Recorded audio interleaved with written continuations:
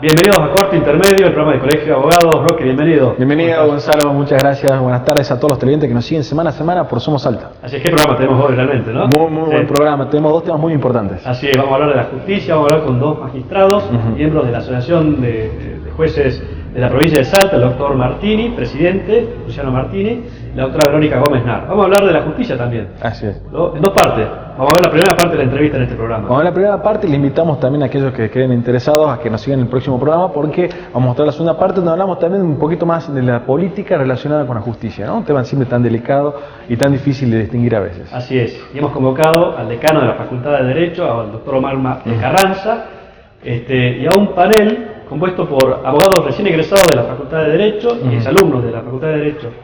Y va a ser un hecho televisivo interesante, ¿no? Sí. Esa oportunidad que van a tener los estudiantes, los abogados recién egresados, de hacer preguntas directas al decano de la facultad, ¿no? Tal cual. Y bueno, agradecemos muchísimo la participación de los panelistas, también el doctor Carranza, y también agradecemos mucho también al artista invitado del mes, Así es, a la doctora Ana Silvia Guzmán. Estamos viendo su obra en este momento, ¿no? Así es El Día se llama la obra, es un abstracto acrílico, así que agradecemos muchísimo a la doctora y hacemos extensiva, como siempre, la invitación a todos los artistas salteños que quieran participar y mostrar sus obras. La crítica invitada del mes. ¿Quién es, Roque? La doctora Lucía Sotopadilla, la estamos viendo ahora en pantalla, le agradecemos muchísimo también. Va a dedicar un temita musical al final, que ha sido elegido por todos los panelistas. Muy bien, digamos. Egresada de la Universidad Nacional de Tucumán, digamos. Abanderada compañera de la Universidad de Tucumán. Abanderada, muy bien. Nada más bien. y nada menos. Así es. Bueno, placa y vamos al bloque. Vamos a la primer placa bloque. del consultorio gratuito del Colegio de Abogados y empezamos con la primera entrevista con los jueces de la Asociación de Jueces del Poder Judicial de Salta.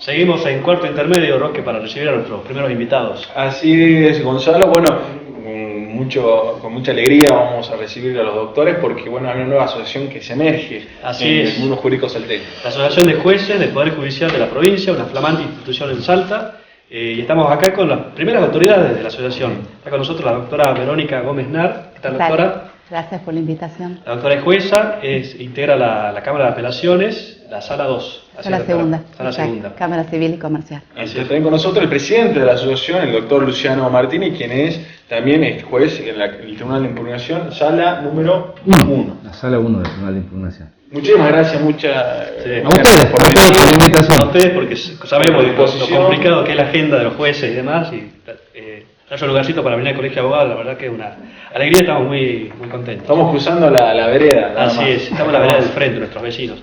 Bueno, la primera pregunta es, esta asociación nace, ¿por qué nace? Digamos, porque los jueces están nucleados en el Colegio de Magistrados y demás, ¿por qué la necesidad de asociarse en una institución distinta? Miren, en realidad la idea de la asociación es una idea que lleva muchos años.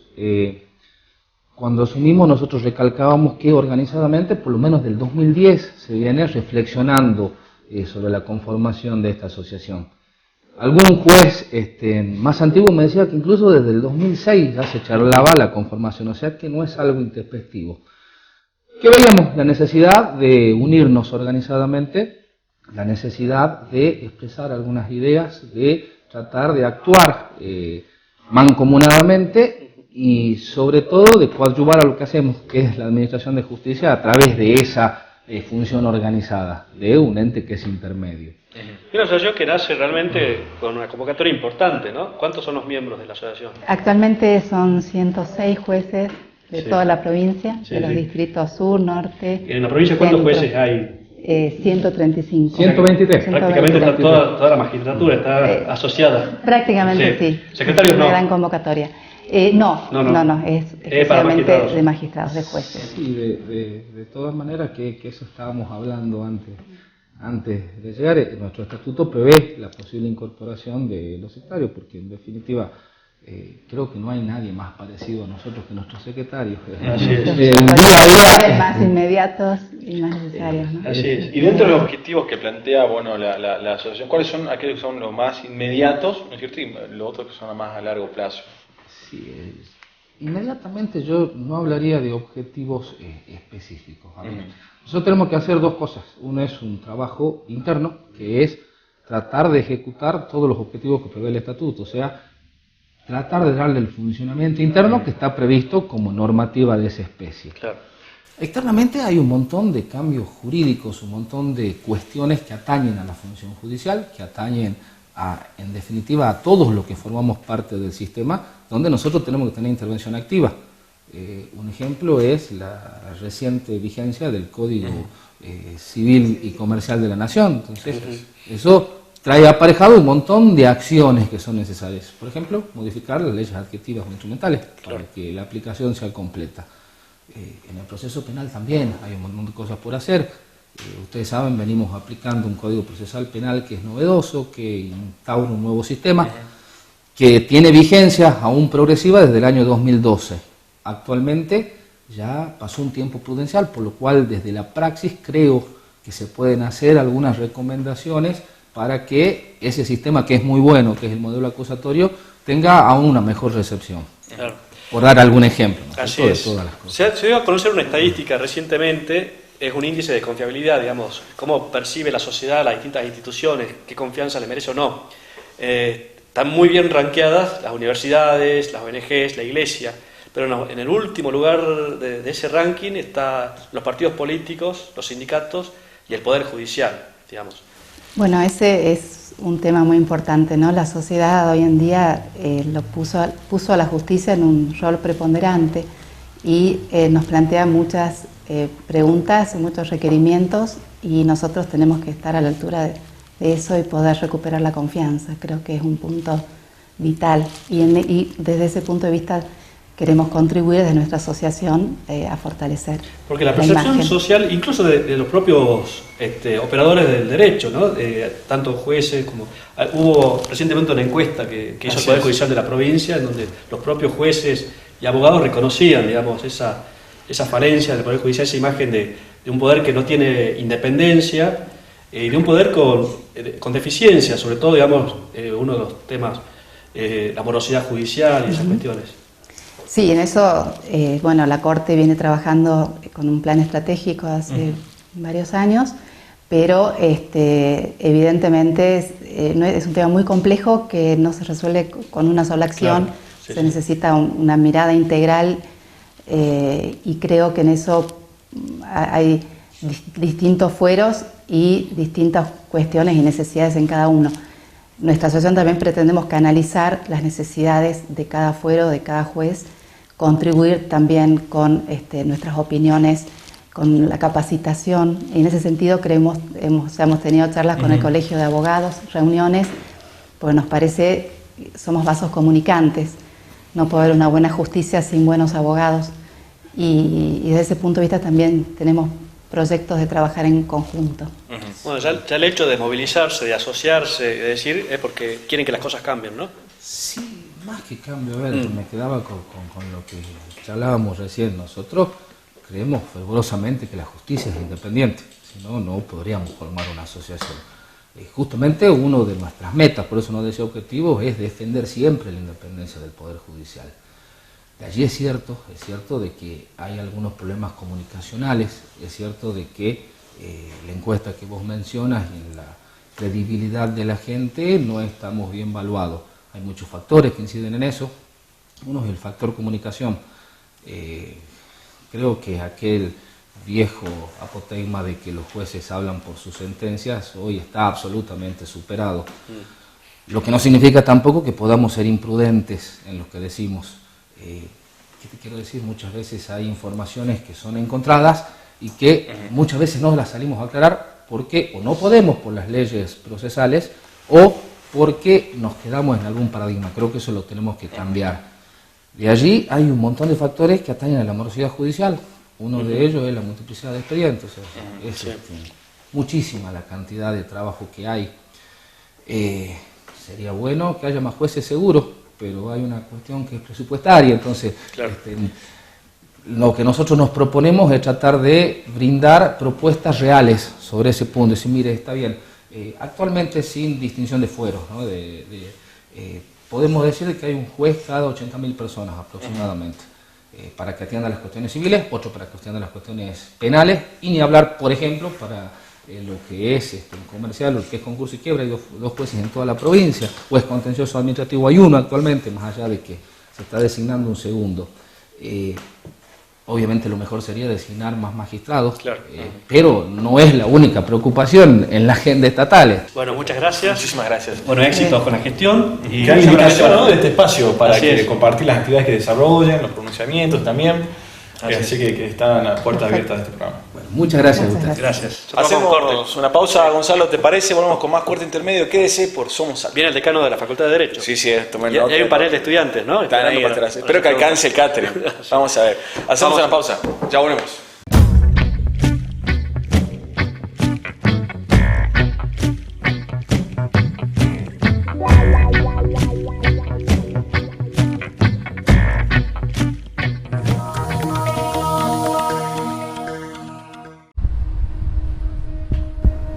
¿Cómo se detiene el narcotráfico?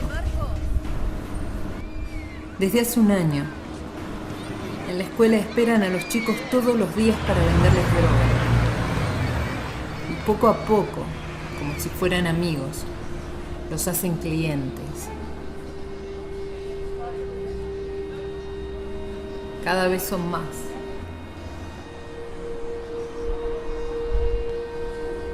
¿Y lo denunciaron a las autoridades? Sí, a todas, pero nadie hace nada. Y si lo agarran, a la semana lo reemplazan. Es un negocio que no para. Ya van 2 veces que reconozco a uno de ellos en el cajero, justo antes de que cierre el banco.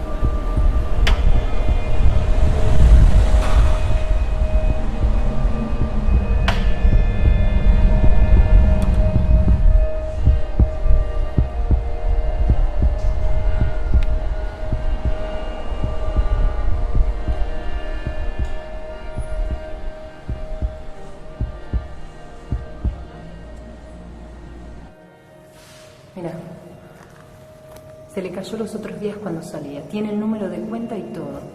Debe ser el encargado de depositar lo que recaudan. Muy bien, Graciela. Con esto lo agarramos. ¿Cómo? ¿Vos sabés lo que es contadores forenses? Mirá, somos una ONG que utiliza datos como este para investigar transacciones y a sus involucrados. ¿Y después qué hacen con eso? Bueno, así se consiguen las pruebas para secuestrar las ganancias, tanto del tipo de la esquina como de sus jefes. Y si no hay ganancias, el negocio desaparece. Claro, Juan. Combatir el narcotráfico como negocio es la solución. Exacto. Bueno, ahora lo sabés. A este cabecilla lo enganchamos por la guita. El narcotráfico, la trata de personas, el contrabando de armas o la corrupción no son delitos aislados, son crímenes organizados para su beneficio económico. Solamente secuestrando las ganancias y los bienes podemos desarticular estas bandas criminales. No nos dejemos engañar con falsas soluciones o simples maquillajes. Trabajemos para quitarle las utilidades a los jefes de las organizaciones criminales. Compartilo con tus conocidos.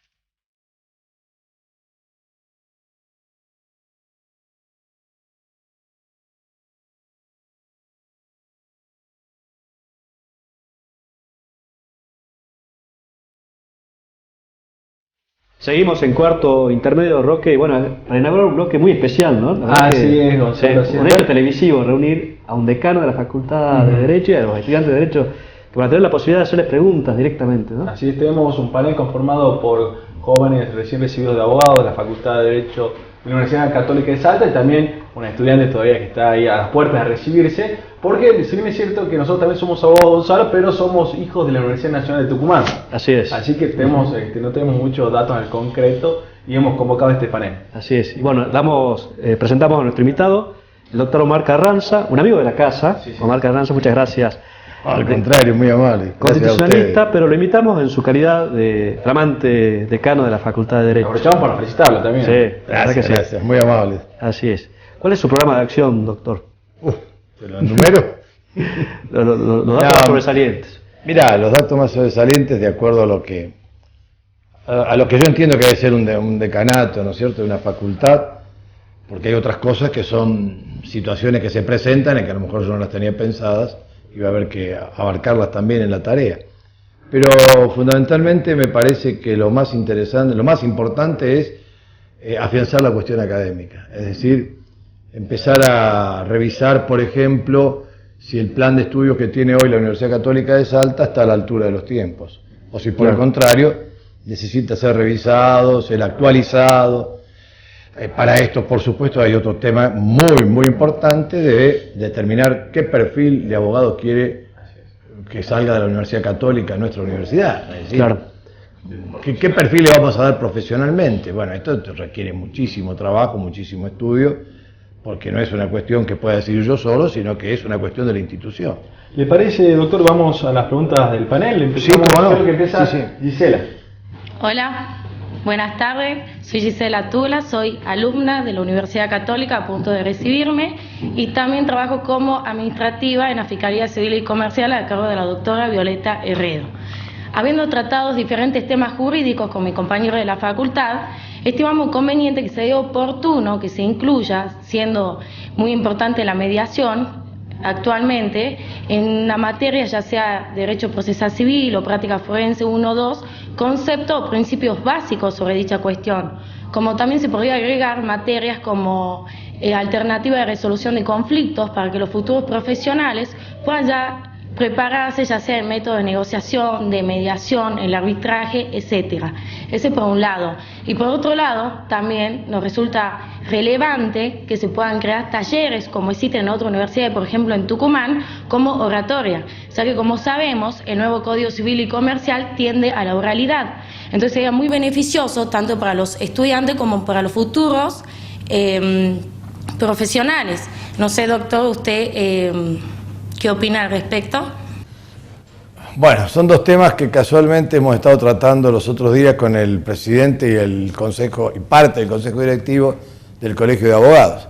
Es decir, lo primero, el tema de la mediación, los medios alternativos y el arbitraje, como bien mencionaste, son preocupación no solamente de lo que hablamos con el presidente del Colegio de Abogados, sino que también dentro del mismo seno de nuestra facultad y de la Universidad Católica hay varios proyectos que han presentado, en este poco tiempo que yo hace que estoy allí, ya han presentado varios proyectos para abrir, por lo menos por ahora, hasta tanto se analice, se estudie si va a haber una materia o no de mediación, medios alternativos de resolución de conflictos o arbitraje, o vaya a saber qué denominación le damos a la materia. Pero ya hay varios proyectos para, por lo menos, antes de que llegue ese momento, ir haciendo cursos, seminarios con estas materias. Hay proyectos ya presentados incluso de parte de algunos profesionales que incluso tienen antecedentes, vuelvo a repetir, en este tema con algunas jornadas que han hecho con anterioridad. Por supuesto, yo creo que es sería muy sensato poner esto dentro de lo que sería la currícula de la carrera. ¿Por qué?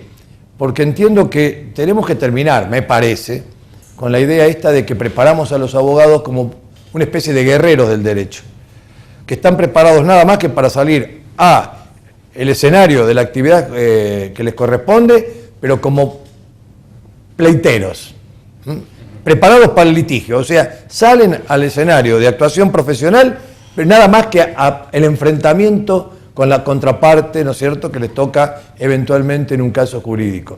Yo creo que esto es incompleto. Tienen que estar preparados para ello, pero no puede faltar esa capacidad para el arreglo mediante la mediación, el acercamiento de las partes, y no que todo tenga que terminar en un litigio que a veces lleva, como ustedes saben cómo actúa nuestra justicia en la República Argentina, muy morosa, muy lenta, lleva tiempo a veces realmente irracional resolver un conflicto entre partes, que a lo mejor, mediante una buena preparación de lo que tú acabas de mencionar, seguramente tendrían muchísimo menos tiempo una buena solución. Y aparte, cuidado, también hay que tener presente el costo que esto involucra. Porque el tiempo que insume un proceso judicial es costo también. No solo costo de tiempo, hablo de costo monetario. Y entonces a veces a las partes les resulta muy oneroso, que a lo mejor llevado a un plano de mediación, de acercamiento, instado por un abogado que busca esa solución y no el pleito para terminarlo en 5 años, cuando es preferible a lo mejor arreglarlo en 6 y que va a tener un resultado muchísimo más provechoso para las partes. Esto me parece elemental y creo que hay que estudiarlo a fondo porque esto que estás proponiendo debe ser analizado como una posibilidad más que forme parte de la currícula de la carrera de abogacía en la Facultad de Derecho. Pasamos... Y la otra pregunta que me hacías era referida a Talleres, creo. a los talleres. Sí. Sí, esto es muy bueno. Los talleres, me imagino como vos los entiendes, y creo que más o menos coincide con lo que yo entiendo, es una tarea muy práctica. Tiene que ser algo donde todos los conceptos, todas las ideas, definiciones, la conceptualización genérica de las figuras que forman parte de lo que es la carrera, puedan tener una aplicación práctica y sobre todo que se entienda cómo es la aplicación práctica. Porque yo conozco, bueno, vos sabés, yo soy profesor también allí en la Universidad Católica, y muchas veces veo que los alumnos saben, preparan muy bien la materia, pero quedan nada más que allí en lo conceptual. Vos después le preguntás algo que tenga una implicancia de aplicación práctica y ocurre que el alumno no está preparado porque estudió casi memorísticamente. Entonces vos te sorprendés en el examen y decís, qué bien, aprobó solventemente, conoce el articulado, conoce los conceptos, conoce la doctrina, incluso casos jurisprudenciales, pero cuando a él le toca desarrollar pragmáticamente todo ese bagaje de conocimiento, se encuentra como frenado, como muy limitado. Entonces los talleres, que yo me parece que sería la forma de instrumentar pragmáticamente los conocimientos que tenés teóricos, serían muy positivos. No sé si como materias, pero sí, por ejemplo, como optativas. Como optativas. Optativas, sí. Seminarios complementarios. Y mencionaste otra cosa que me parece sumamente importante, la oratoria. Sí. En etapa que estamos en procesos de oralidad, en muchísimos de los tipos de juicios que tenemos en nuestro sistema judicial, cada día va ganando mayor terreno la oralidad. Y yo creo que este es otro enorme déficit. Porque a veces los abogados no sabemos hablar, no sabemos expresarnos. A lo mejor sabemos mucho, pero no sabemos hacer llegar el concepto o la orientación de lo que queremos decir. Saber argumentar, saber convencer. Bueno, la argumentación sí. Jurídica es otra asignatura de estos tiempos. Así es. Tanto para, ojo, no solo para abogados, también para magistrados. Porque el magistrado, ustedes saben perfectamente, cuando dicta una sentencia lo tiene que hacer motivadamente. Así es. Tiene que argumentar jurídicamente el por qué toma la resolución que está firmando. Y esto a veces no es moneda corriente en los que hemos sido formados bajo otros prismas de currícula o de plan de estudios en la carrera de abogacía. La oratoria, por ejemplo, en mis tiempos, claro, ni se hablaba como parte de la carrera, ni se preocupaba uno. Hoy no. Hoy en muchísimas facultades del país esta oratoria es de enorme trascendencia. Tenemos otra pregunta del panel. Sí, ¿qué tal? ¿Qué tal, doctor? Buenas noches. ¿Qué tal? Hola, ¿cómo te va? Soy Facundo Vallejo, recibo en la Universidad Católica, actualmente ejerciendo como abogado. Y acá reflexionando un poco respecto al tema de la situación del alumnado en relación a los profesores, y surge esta necesidad imperante de ver cómo acortar esa brecha entre lo que es el alumno y ese profesor magistral que muchas veces se plantea día a día. Y aquí surge justamente la idea esta de lograr intentar construir un canal con mayor fluidez entre lo que es el alumno y el profesor. Si bien sé que no es su caso particular, en la mayoría de las situaciones que me tocó vivir como alumno, surgía esto, ¿no? Del alumno y el profesor inalcanzable, hasta con miedo incluso de preguntar, de hacer preguntas. Entonces, analizando un poco las distintas situaciones en otras universidades, me pareció conveniente preguntarle respecto a su opinión y qué le parece el tema de implementar gabinetes de consulta semanales, ya sea semanales o diarios, de profesores o ayudantes de cátedra que de alguna manera acompañen al alumno en este proceso de conocimiento y el alumno no solo se sienta más acompañado, sino que se sienta con confianza de ir al frente al profesor y preguntar y sacarse las dudas y de esta manera lograr así mejorar la calidad educativa, ¿no? Bueno, hecho el planteo, le pediría al doctor si puede ser breve porque tenemos varios panelistas que quieren preguntar. Bueno, Sí, mirá, la pregunta tirado, ¿no? que me hace Facundo realmente es una problemática que yo la advierto, pero como profesor te estoy diciendo, no me preguntes como decano este tema, porque no tengo la solución como decano todavía, cómo podemos hacerlo, hay que estudiarlo. Pero como profesor lo que él comenta, lo advierto y me lo comentan los alumnos, porque Claro. yo no estoy en las clases de los demás. Como Claro. profesor que soy, yo no voy a las clases de los demás a ver cómo trabajan la relación alumno-profesor. Pero los alumnos me cuentan. Claro. Así como él lo pregunta, Facundo, a mí me lo cuentan y me dicen, mirá, Omar, me pasa tal cosa con tal profesor, me pasa tal otra cosa con tal otro profesor. Y en ese sentido, ¿qué hay? Es como que hay una brecha que no permite el acercamiento entre el alumno y el profesor. Y el alumno, en esta situación, más que acercarse, tiende a alejarse. Claro. Se tiende a alejar, a retraer. No participa, como dice él, no pregunta. Esto es llamativo. Preguntan muy poco, participan muy poco, no se animan. Pero como hace un rato estábamos conversando contigo antes de estar en cámara, ¿qué ocurre? Hay grupos de alumnos que yo no sé por qué motivo, dónde está la verdadera motivación o dónde está la inquietud que tienen, que a mí me ha pasado en Derecho Constitucional, por ejemplo, más que en cualquier otra materia, de tener alumnos que iban un poco hasta incluso adelante de lo que yo estaba dando por clase. Entonces el alumno, cuando llegaba el día de la clase, vos empezabas y decías 3 palabras y el alumno ya te interrumpía y te pedía la palabra, porque yo, por otra parte, ellos me conocen, yo soy de darles la palabra en cualquier momento de mi exposición. Yo, es más, les advierto al principio de año, miren, ustedes cuando tengan algo que preguntar lo hacen de inmediato, Claro. no me esperen a que yo termine el párrafo, el tema, me interrumpen en el momento que sea, porque si yo me tengo que dedicar una clase a responder esa pregunta, lo hago, y el tema que tengo que dictar lo dictaré en otro momento, Claro. avanzaré en una clase recuperatoria, pero al alumno no lo podés dejar con la inquietud, la incertidumbre, el no entendí pero no me animo a preguntar. Claro. Esto me parece absolutamente negativo. El alumno tiene la inquietud, no entendió, allí lo tiene que preguntar, porque está cerca del tema que le provocó esa inquietud. En cambio, si lo deja para el final de la clase o para la próxima clase, es probable que se olvide, es probable que pierda la hilación de lo que quería preguntar, y por eso me parece que eso se debe hacer de inmediato. Claro, cultivar una relación entre el docente Es que se debe cultivar una y relación, el alumno, ¿no? porque la cátedra son ellos Sí, y nosotros. sí, es un ida y vuelta. La cátedra Es un no ida y es vuelta. el profesor, la Sí. cátedra son los alumnos Claro. y nosotros.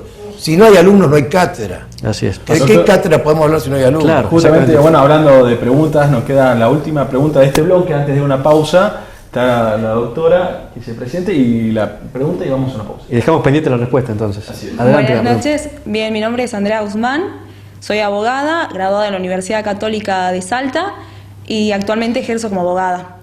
Bien, mi pregunta más que nada va orientada a 2 falencias que he logrado notar como alumna. Por un lado, en práctica forense 1 y por otro, por práctica forense 2. En práctica forense 1, si bien nos dan un listado básico de escritos, solamente están orientados a 2 fueros, civil y familia. Y en cuanto a práctica forense 2, existen 2 sistemas actualmente, que es por un lado pasantías y por el otro el box de la Universidad Católica en Ciudad Judicial. He logrado notar de que en pasantía solamente ejercemos la pasantía en un solo fuero. No nos dan la oportunidad de ejercerlo en otros fueros. En fuero laboral, penal, si te toca un civil, no ves los otros fueros. Sí. Actualmente género, no sabemos cómo es la actividad dentro de ese fuero.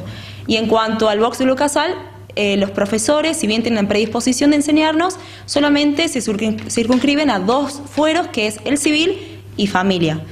En cuanto a esto, quería hacerle la pregunta de qué propone de cambiar o mantener en base a esto resaltado. Bueno, queda la pregunta entonces formulada. Vamos a un breve corte y seguimos acá con el doctor Carranza y este panel con preguntas interesantes, ¿no? Ya volvemos, quédese por Somos Salta.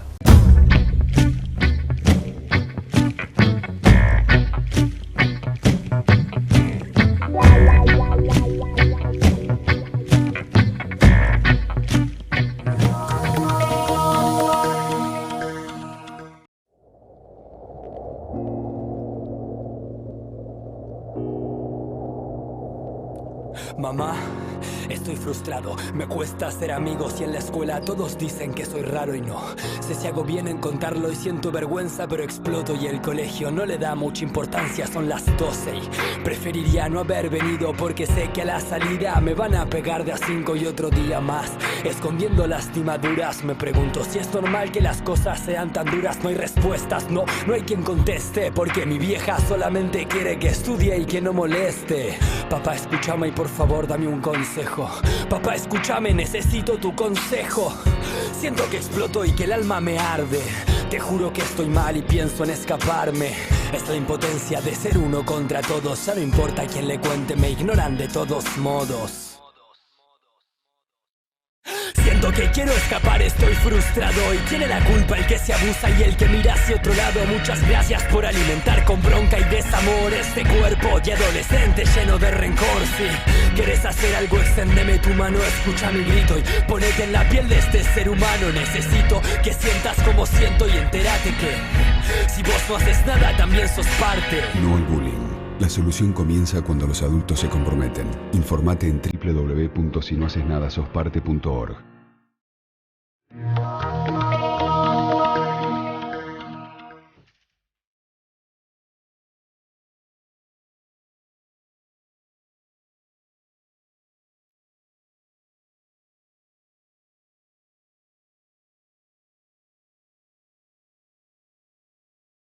Seguimos en cuarto intermedio, teníamos formulado una pregunta por Andrea Guzmán, pero Manuel, vos también vas a adherirte a la pregunta y a... Exactamente, sí, yo soy Manuel Alonso, también me recibí en la Universidad Católica el año pasado y quería también, agarrando el pie de mi colega, hacer una pregunta a usted, doctor, o más bien una recomendación, en que nosotros los jóvenes abogados cuando salimos de la facultad tenemos una grave falla, que es con el tema de la práctica.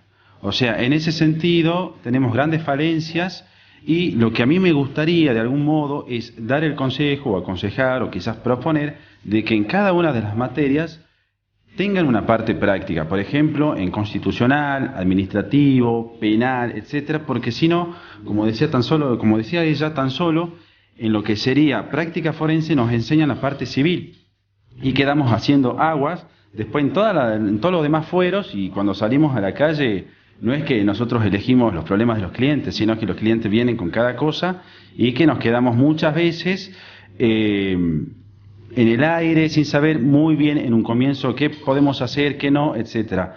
Así que con respecto a eso me gustaría saber cómo o qué cosas propondría usted para que este problema se solucione en algún sentido. Bueno, a mí me pasó también en Tucumán, digamos, salir con un bagaje teórico y a la hora de decir cómo redacta una demanda, digamos, ¿no? El que plantean los chicos. Ustedes tienen esta preocupación, imagínate cuando yo me recibí. Claro. De práctica, claro. Creo que no ha habido nunca tribunales, yo no pasé ni por la puerta. Claro. No había una práctica ni siquiera mediana, ¿no? Yo diría era casi nula. Así es. Por eso ¿Y cómo responder a esta demanda de los chicos? Digamos, bueno, esto que plantean los chicos, Andrea, Manuel, lo primero me parece con respecto a las pasantías y esto que solamente se hacen en dos fueros, me decías, el civil y familia, y laboral algo, bueno, me llama la atención que no haya penal, porque ninguno de ellos mencionó penal, con lo cual ya esto es un vacío importante, ¿no? Porque lo penal requiere de una agilidad en el trato de los temas que no se puede menospreciar. Y un alumno que está pronto a recibirse ya está definiendo su perfil también, ¿no? Está en juego la libertad de las personas, entonces tenés que dominar la práctica de cómo actuar frente a un caso penal. No, ojo, no quiero decir con esto que también no sea importante el laboral, el de familia, con todo lo que está pasando y todo eso, pero me parece que acá habría que reconvertir quizás esas pasantías, analizarlas con el mismo Poder Judicial, cosa que entre la facultad, nosotros y la universidad, haciéndonos eco de esta problemática que ustedes nos plantean, reconvertir esto y darle una orientación diferente. ¿Para qué? Para darle más, yo diría, más contundencia a la preparación práctica. Y vos me decías también de qué podríamos hacer. Esto es claro, todos los chicos que se reciben plantean el tema de la falta de práctica que tienen para poder abordar la tarea profesional. Y esto genera un bloqueo realmente, porque al no saber cómo actuar, no saber presentar una demanda, al no saber cómo se redacta un amparo, y todas estas cosas, ¿no es cierto?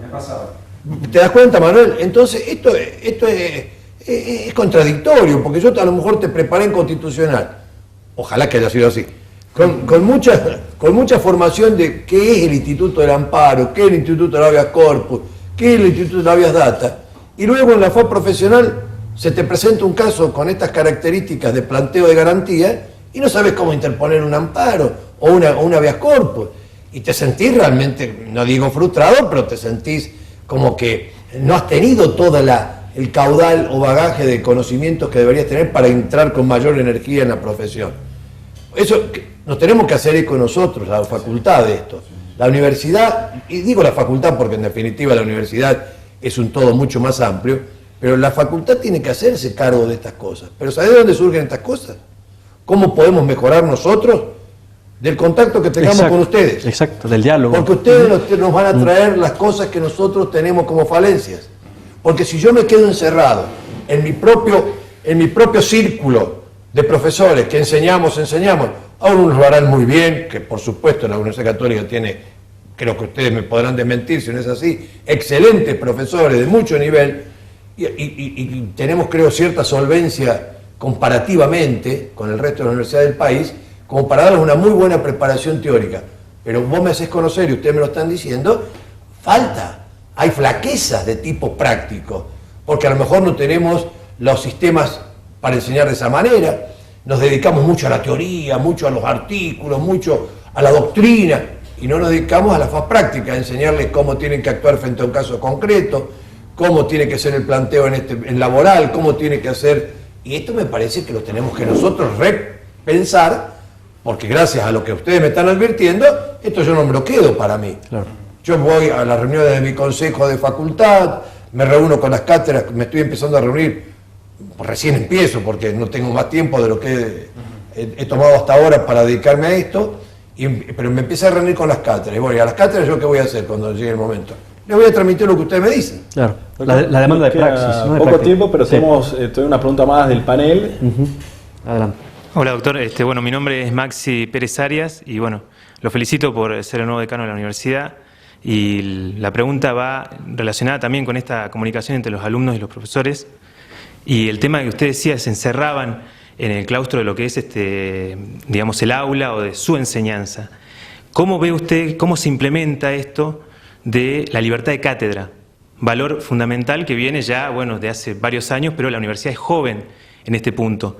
Y otro tema es el conflicto. ¿Cómo está el alumno ante algún conflicto con ese profesor que está encerrado en su aula, en sus conocimientos, en su cátedra, en su punto de vista, y ese alumno dirigiéndose a hacer un reclamo por alguna cuestión puntual frente a la universidad, porque es el alumno y la universidad enfrente? ¿Cómo se resuelve ese conflicto, digamos?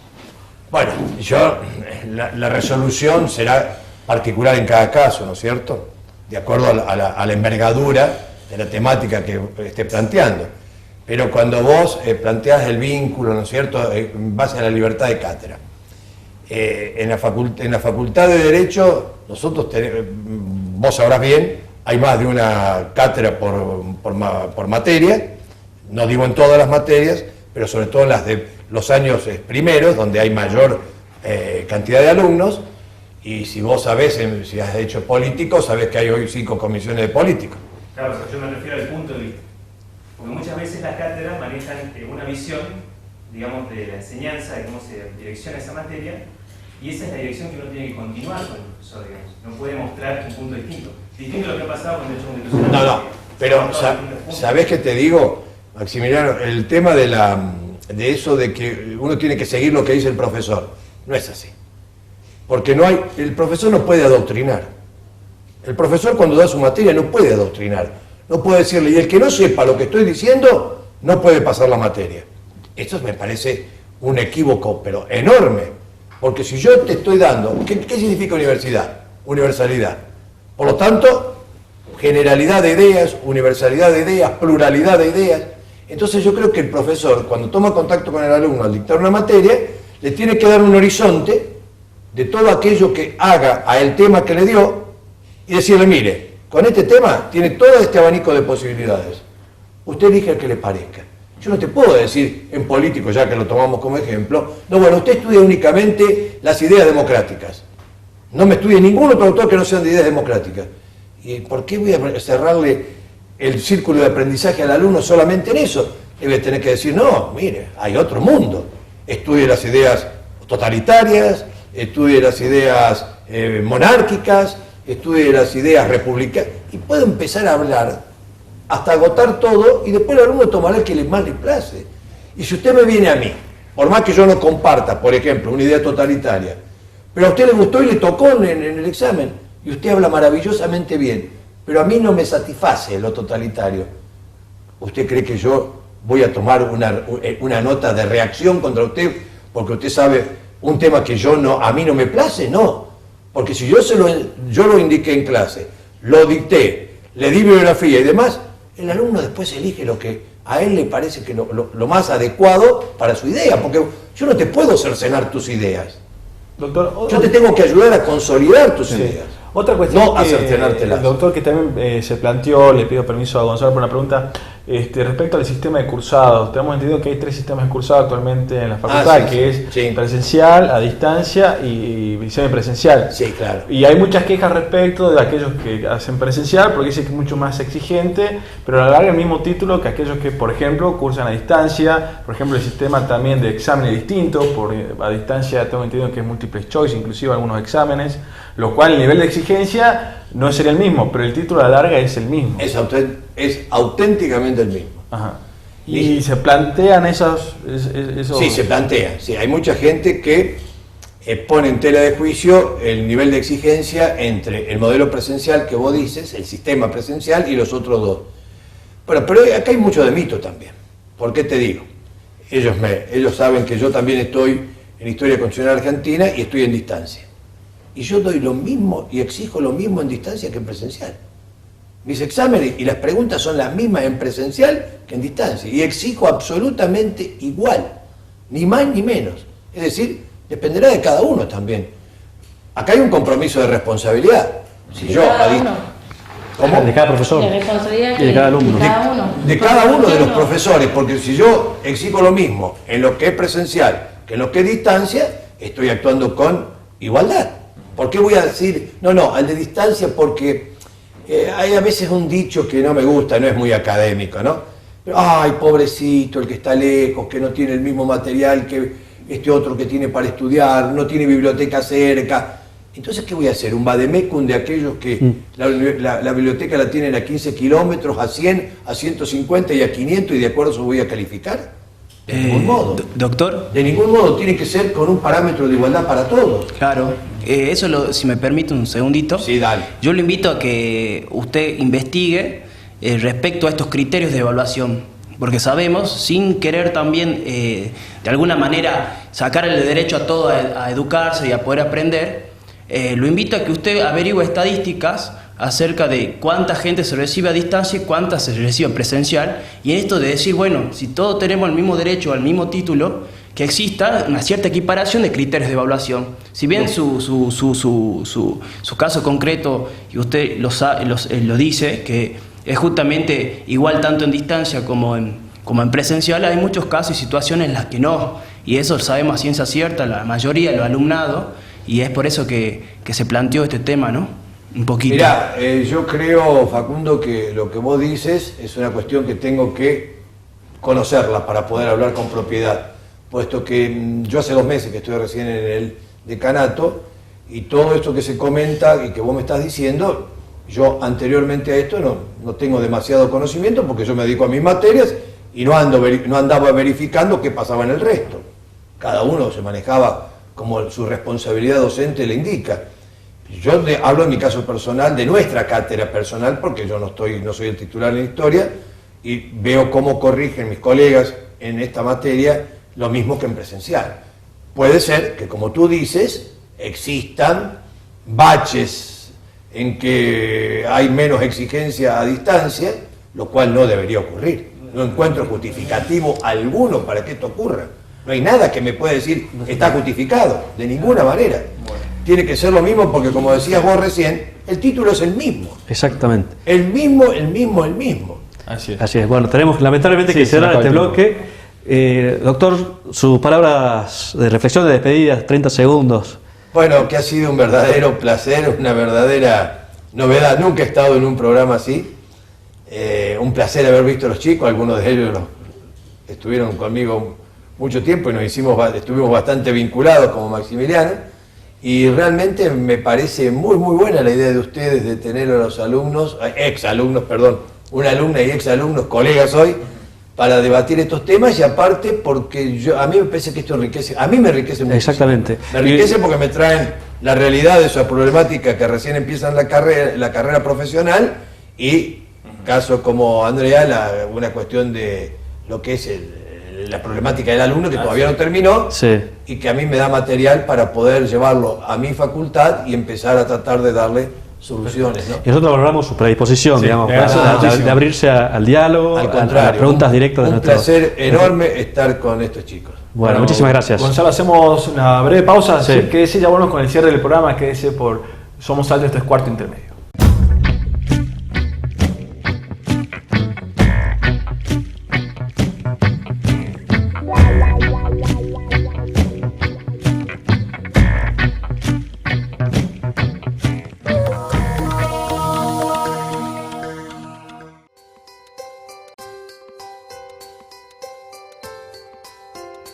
El 30 de mayo se celebra en Argentina el Día de la Donación de Órganos.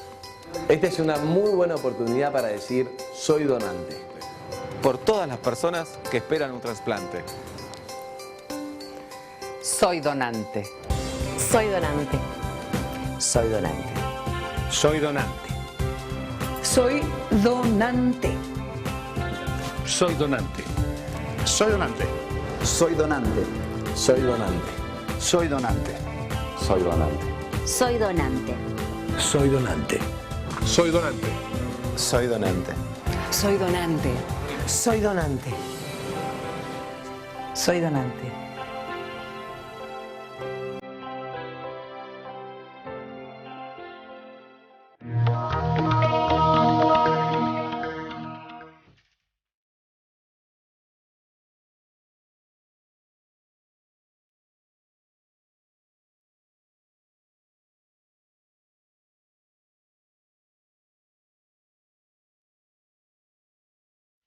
Bueno, ya llegó al final de Cuarto Intermedio, programa que pasó volando, un programa muy rico, ¿no? Muy rico, mucho contenido. Sí.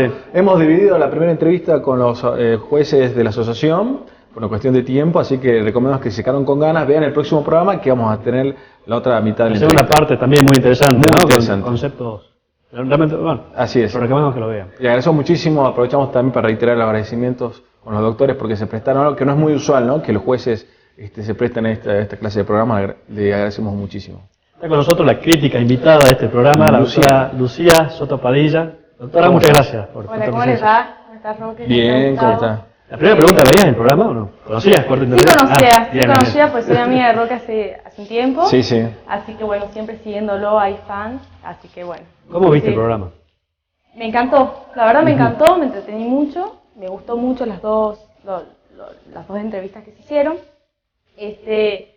Muy bueno, la verdad me parece que el primer tema, digamos, el tema de la Asociación de Magistrados, me parece que todo lo que sirva para mejorar el servicio de justicia, bienvenido. ¿Qué opinas del tema de la feria, ¿no? Que tenemos esta feria de enero, que es una laguna, y también la de julio, que son 2 semanitas. Y el tema del doble turno. Y el doble turno, ¿no? Bueno, vosotros quiere trabajar todos los días. Doble turno sí, doble turno no. Bueno, la verdad son abogados muy trabajadores, porque a mí me pasa que por ahí, no estoy en contra de la feria, en cuanto sé que es un mes y medio, pero también es un momento en el cual nosotros podemos ponernos al día con los casos. Los jueces muchas veces, y es una verdad, que por ahí los abogados de la profesión no lo sabemos, o creemos que no es así, pero los jueces sí trabajan muchas veces doble turno, y también adelantan muchas cosas en la feria. Eso es una verdad, también es una forma como para salir del día a día y poder precisar los temas de fondo. Por ahí los jueces dictando sentencias, nosotros poniéndonos al día con las demandas y con los escritos, iniciando los juicios que tenemos siempre ahí pendientes. El doble turno, me parece que la atención al público en doble turno es innecesario. Me parece que sería gastar en sueldos que no estaría bueno. Sí, el tema de las audiencias, Pues la verdad te fijan audiencias acá Dentro un de 3 año meses, y 4 meses, o por ahí depende del juicio. Laboral, increíble. Laboral es un año, Sí. es un año y En el mejor de los casos. Sí. En el mejor de los casos. Entonces ahí sí propiciaría que a la tarde se hagan las audiencias, no la atención al público, porque me parece realmente que ya con la mañana es suficiente, pero sí el tema de las audiencias y por ahí avanzar un poco en el tema de las resoluciones de las sentencias, que también hay mucha morosidad. Bueno, La otra segunda tema- parte del programa, ¿no? Sí. Te comento, Gonzalo, que Lucía fue abanderada. Él es estudiante, se recibió en la Universidad Nacional de Tucumán, pero fue abanderada. Somos colegas de universidad, los tres. Egresado de la misma universidad. Sí, No, sí. felicitaciones. Sí, en el corazón la tenemos a la buena. Pero idea. ¿cómo ves, bueno, esta entrevista que tuvimos con el decano, ¿no? Que bueno, para la vida jurídica salteña es muy importante, ¿no? Que la facultad... Ese diálogo con los funcione. alumnos, ¿no? Sí. Con los ex, y con Sí, esos alumnos. porque la católica es la opción que tienen muchos estudiantes salteños para que quieren hacer derecho para poder recibirse de abogados. Me gustó mucho, yo no desconocía, nunca hice ningún curso en la Universidad Católica, desconocía cómo era el sistema, muy bien los panelistas, la verdad las preguntas buenísimas que hicieron. Sí. Y el decano, el doctor Omar Carranza, lo vi muy seguro, con muchas ganas para mejorar la institución, para mejorar la carrera, y es bueno tener una persona así de activa y con la experiencia que tiene, que todos conocemos, para que pueda llevar adelante esta tarea. Así que ojalá que sea para bien. Yo valoro la apertura que tuvo, digamos, la predisposición de sentarse y estar dispuesto a responder preguntas así directas de un panel de estudiantes. No, y en el corte el también. diálogo, ¿no? Y en el corte. En el corte también se mostró muy amable, dando respuestas muy concretas y con la verdad con un entusiasmo que es valorable, y me parece que bueno que lo contagie a todas las cátedras de Derecho y que bueno salgan buenos profesionales de Así ahí. es. Bueno, y otra también crítica que te pedimos que nos hagas es respecto al desempeño que hemos tenido Gonzalo y yo en esta tarde. ¿Cómo viste? ¿Cómo nos viste? Y ustedes son unos genios. ¿Qué Ah, puedo bueno. decir?